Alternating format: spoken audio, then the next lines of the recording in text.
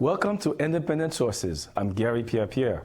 Local elections in New York are still 6 months away, but already political races are revving up. And one of the most hotly contested could be in Flushing. Half a dozen candidates, including 2 Korean Americans and 2 Chinese Americans, are vying to replace the city's first Asian American council member. On this edition of Independent Sources, we look at the contest in Queens. Does the diverse field help or hinder the possibility of another Asian American winning the seat? We talked to a reporter for a Mexican TV network about coverage of the swine flu outbreak. And we continue our immigration coverage as labor meets the ethnic press. Those stories and news of the week after this break. We are what the historians are going to go back to. And if we do not have those records intact, then we will lose whole histories of communities within our city. You look at the Amsterdam news from any particular week and you look at a daily newspaper from that same week, you'll see 2 different New Yorks. And to get a true picture of a city, you need to look at their independent press. Because without it, you only get a part of the picture.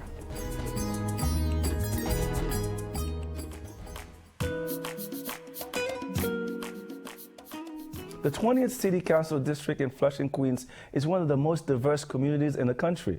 And the field for the council seat there is one of the most ethnically and racially varied. So far, there's a Greek American and a Jewish candidate. 2 Chinese Americans and 2 Korean Americans are also candidates. To discuss the implications of having several Asian Americans running for the same seat, I'm joined by Rose Kim, a sociology professor at the Borough of Manhattan Community College. Welcome. Hi. Kim, you were also a reporter for Newsday, and you covered Flushing, Queens, a large Asian American community. During that time, that community was not politically active. What has happened since? Well, actually, it was politically active at that time. I think it's continued to grow. It's been active on many different levels. Among the immigrant generation, there were a lot of conflicts that emerged, particularly between Korean American merchants and Black communities in which they had stores. And because of those conflicts that stretched from the late 80s into the early 90s, there was a lot of need for political mobilization within the Korean American community to build bridges with the African American community and also to watch out for their political interests. So it was in those early days that there was this emerging Korean American political activity. And also happening at the same time, there was this emergent 1.5 second generation, the children of those immigrants, generation, as like myself, who were born in this country and who were citizens of this country. So among that second generation, there was also political mobilization through voter election drives. So I think, those movements that began then have continued to grow and build. The Asian population has continued to grow. I read somewhere it's about 50% of Flushing is Asian. Is that correct? That's right, at least 50%. But of the voting population, only about 25%, since the great majority, about 75% of Asian immigrants are immigrants. John Liu, who is the incumbent city council member representing the 20th district in Flushing, he can't run for re-election because of term limit. And now we have a field of about 8, and there may be more, among them 2 Korean Americans. What role do you think term limit has played in the Asian community asserting themselves politically from elected politics? I think it's been extremely important. I mean, John Liu in 2001, he was the very first, not just Chinese American, but Asian American ever elected for a city office, which is rather scandalous when you consider how long Asians have been present in this country. Since the 1800s in New York. Since the 1800s, and So if you recall from what was happening back then in 2001, there was a long-time incumbent, Julia Harrison, who had very provocative anti-immigrant leanings. There was an infamous statement which she made in which she said of the Asian population in Flushing that it was an invasion, not assimilation. And despite all her controversy and all the press that she got, she still had such a hold on that office, and it was only the change in term limits that finally, pushed her out of the race, and that was when John Liu won. Among the candidates vying for Liu's seat, in the city council. You have one Greek American, I believe, one Jewish, a couple Koreans, and 2 or 3 Chinese members. What are the chances of this seat remaining in Asian hands? And also, could one of the Korean candidates, how viable are they to make history by winning?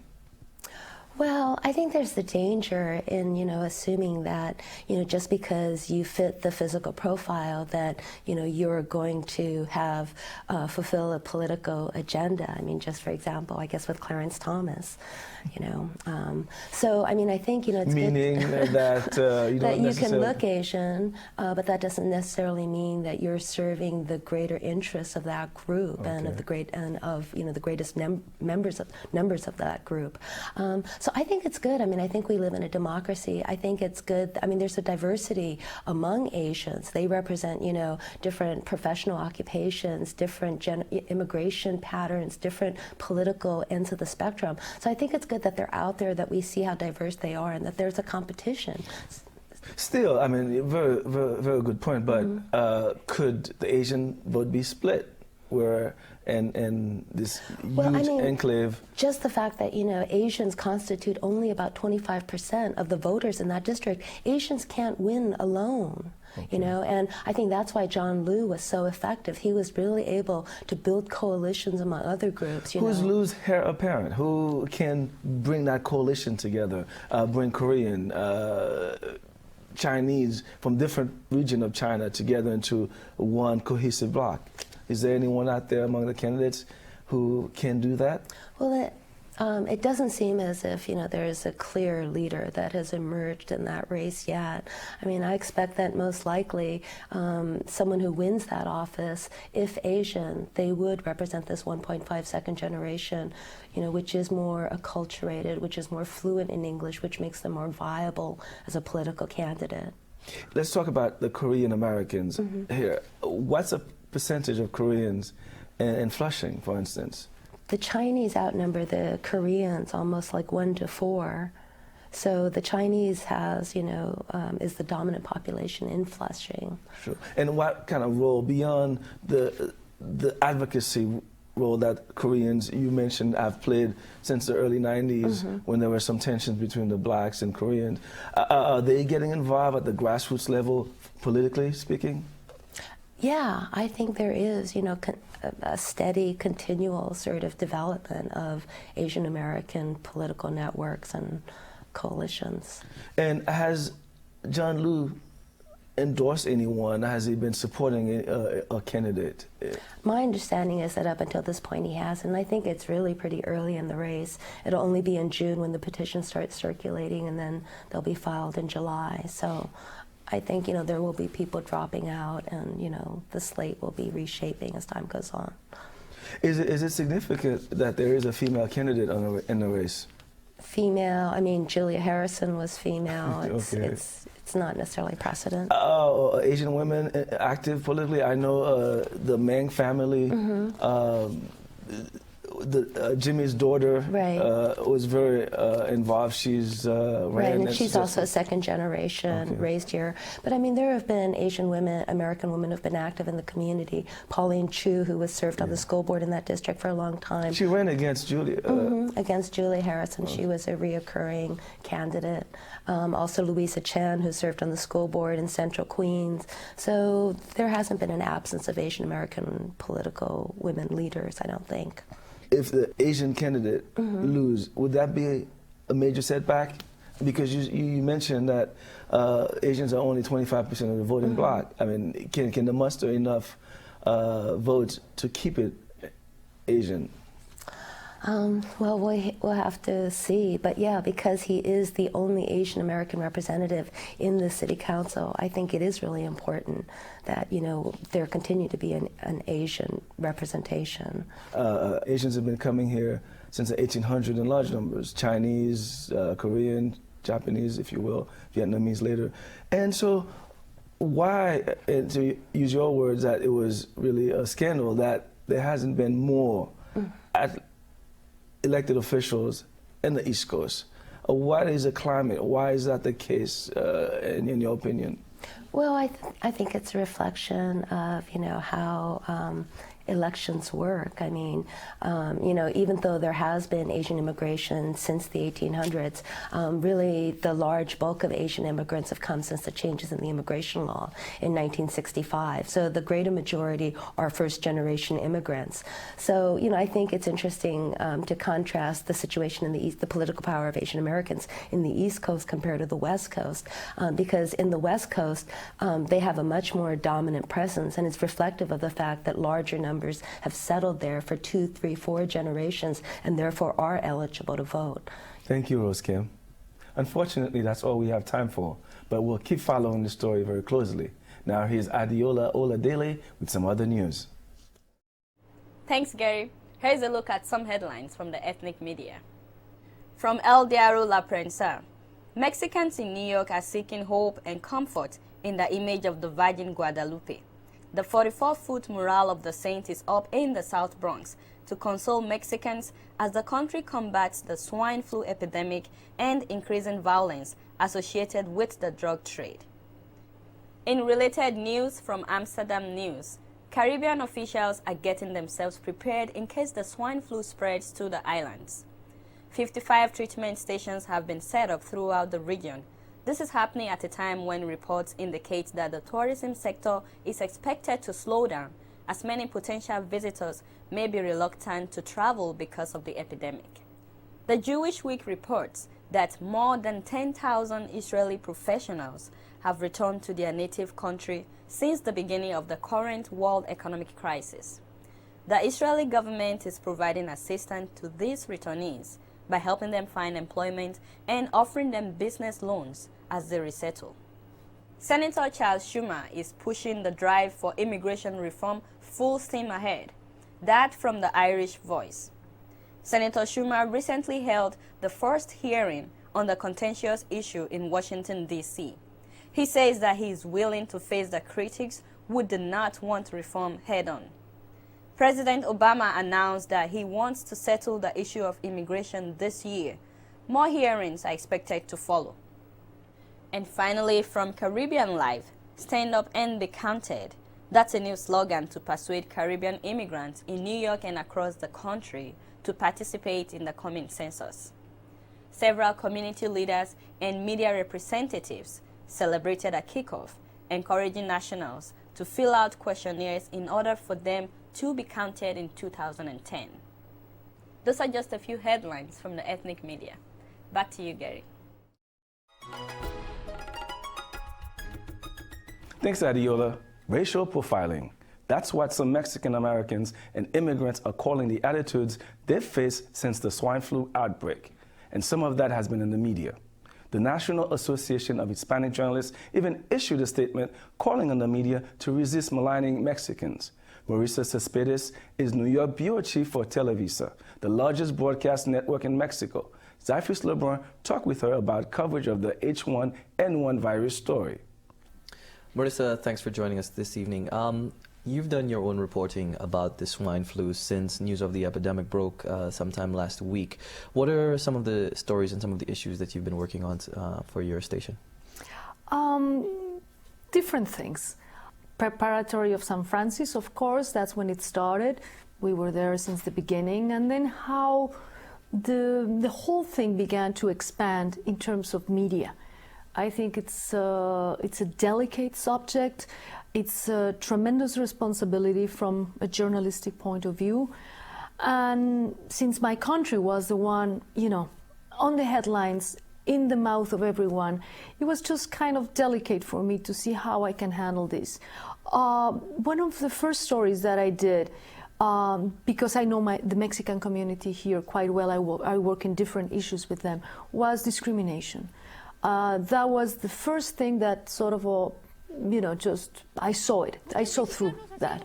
And I say, this is going to happen. Maybe we don't see it right now, but this is going to happen. I'm going to go out to the streets, talk to mothers that are picking up their children at school, just try to investigate a little bit, sense the waters. And funny enough, I was there. I went to Harlem. And a lot of people did not know what this flu was all about. They just say, we're listening to the news, we're hearing a lot of people dying, this is something terrible is happening. And now people here in the United States, they're pointing to us and saying, on top of all of that, you're illegal, you're undocumented, you whatever, all these names, and on top of that, now you're infected. Right. I just want to follow up on something with a couple of quotes from some U.S. media. There's one quote from radio host Michael Savage, who said, quote, "Illegal aliens are bringing in a deadly new flu strain. Make no mistake about it." And then another quote from Michelle Malkin, who is a blogger. She says, "I've blogged for years about the spread of contagious diseases from around the world into the U.S. as a result of uncontrolled immigration." And a third quote from Glenn Beck, who says, "What happens if there's a rash of deaths in Mexico? And if you're a family in Mexico and people are dying and Americans are not, why wouldn't you flood this border?" There's just been a lot of that kind of vitriol from a lot of the mainstream media. And you, as Mexican immigrant yourself, you work with Mexican television here. What has been, the response so far coming from the community to this kind of like really harsh words from the mainstream media here in the United States? It's infuriating. It's insulting. It's ignorant. I've talked to some community leaders back then, right after this exploded, and they were furious. Then the comments came along. I talked to the Mexican consul, and they say, yeah, of course it's ignorant, but how do we respond to this? I think this is a challenge. Do we go down and just be in the level of responding to that, or we just transcend it and say this is ignorant? Of course, there was this radio host, I think, from Massachusetts, that I think he was really on. That's Jay Severin. That's right. And he said that he called Mexican immigrants criminalians. That's the word he used to describe them. It's insulting. Right. It's just, there's been a lot of a response from Mexican community leaders about this, and I think they're just, just obliging him to apologize because it's unacceptable. It's just ignorant. Mm-hmm. But again, this is a perfect opportunity for these anti-Mexican people to just say, perfect, these people are not only creating big problems in our country, on top of that, now they're a threat. So let's close the borders. And I think that's what a lot of people that have that sentiment would love to see. Mm-hmm. Now, is this an issue of only non-Latino communities kind of looking at the Mexican communities and saying, hey, we want nothing to do with you? Or have you found in your reporting that other Latino communities have kind of had this now, hey, we don't want anything to do with these Mexicans right now because they may be carrying this virus? Has that been the case in your reporting? Well, no, I have sensed the waters. I have gone out to schools, public schools, when they wanted to shut down that school in Manhattan, the Ascension School, which is on 108th Street. Right here in Manhattan, and there's a lot of Latino students there. And I talked to the fathers, the children there, and they didn't have that sentiment against the Mexicans. But outside of our borders, in the world, South America, I mean, we are so surprised that Argentina, Peru, Ecuador, Cuba had shut down their borders. They are not taking planes and passengers coming from Mexico. So now this issue seems to be going from something that was at one point just a health issue, and it is turning into something much bigger. I know that you were just mentioning earlier that you had gone to the UN earlier in the week, and the subsecretary of the foreign ministry there had talked to Ban Ki-moon and other members of the United Nations. Tell us just a little bit about what happened there. Well, the issue became like this snowball that's suddenly becoming to this storm in the past few days. That you heard the story in China that 70 citizens, Mexican citizens, were stopped on boarding the plane, and they were singled out, racially profiling them and say, you come here, and they shipped them to a medical facility in deplorable conditions, I heard, and they put them under quarantine. Mexico had to charter a plane to bring them back home. So after all this, the minister, the subsecretary came here and said this has to stop, and we appeal to the Mexican community through the United Nations. So the message here is this is a shared responsibility, this is a serious health issue, and you cannot label this the Mexican flu, as some minister of Israel, the Minister of Health of Israel, wanted to call it. So this is discrimination, this is just unacceptable, and this is not the way we have to be seen as citizens of the world. Right. And when you talk of discrimination, it seems that it's not just on a personal level now, it seems to have gone on to the level of state. Now, if you mentioned earlier that Ban Ki-moon had mentioned that it was a shared responsibility. What has the Obama administration kind of, you feel in your estimation, kind of begun to shoulder some of that responsibility as well, being open to discussion and maintaining a certain amount of calm right now? Well, certainly. I think the Obama administration has been very cooperative, has been very supportive, had open, just open basically their doors and saying, we are with you in this. We will do anything to support this, and we are not shutting down our borders. We are not canceling the Cinco de Mayo festivities, which they didn't. And so, that's a big support, just saying, hey, this is a flu. We don't know what's going to happen. People are not dying like we thought they were at the very beginning. Those numbers were out of proportion. It seems like, we are together in this.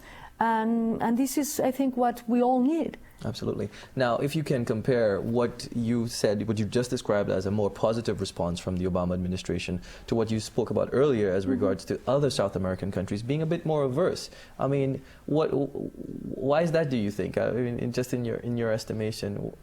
I think this is just out of fear, out of ignorance, out of correct information, out of comes from another place. It doesn't come from a place that it's more understanding and rational. This is just a little crazy. In your reporting, Marisa, there's also been a bit of concern that with all of this paranoia, with all of this discrimination, it may prevent people who may be sick from going to the doctor and say, hey, listen, I have certain symptoms. Have you found that in your reporting, that anybody feels so uncomfortable that they may not do so? Not only in my reporting, I have found it in friends that I say, listen, I'm getting sick, should I go to the doctor? But what if I go to the doctor, they single me out? I mean, it's a little complicated. And I talk to my family in Mexico City, my relatives down there, and they say, this is just, it doesn't seem like sometimes what we are reporting. It seems like they're portraying like this end of the world, people just, and this is not true. Yeah, we're taking precautions, and I think the government was, just did the right thing, and but people are questioning, was it really that extreme? Right. Right. Do you think that there's any way of normalizing the situation now that it seems to have been blown out of proportion almost? Do you think there's a way? And if there is a way, what do you think? Well, we're going to see. I think we have to be very observant and see how coming back to normalcy, it's going to unfold in Mexico City, or little by little here in New York City. Schools, some of the schools that were shut down, now they have opened the doors. I think we're just going to see how it is. But I think the media has a tremendous responsibility, and we have to be careful how we report and how we create things sometimes through this, obviously media connected, interconnected world. And how we're responding to that, or reacting. We're reacting more than responding. Right, and so we can be more proactive almost, you think? Absolutely, and we have to be more, slow down, observe things, don't rush into conclusions, because still we don't have the answer. Marisa Céspedes, thank you so much for joining us today. There is so much more to talk about on this issue, but we'll have to leave it at that. We'll be right back.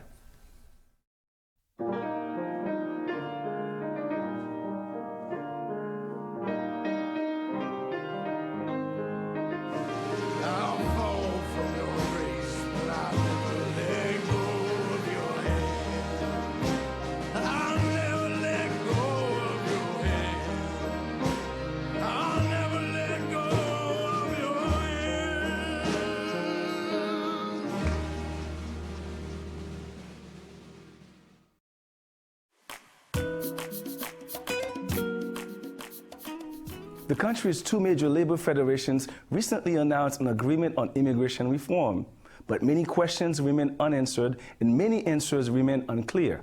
Union officials addressed some of these issues at a recent press conference for ethnic media. Adeola Oladele was there. The New Community Media Alliance. I and my colleague. The fate of 12 million illegal immigrants in the U.S. was the topic of discussion at a recent press conference organized by the New York Community Media Alliance.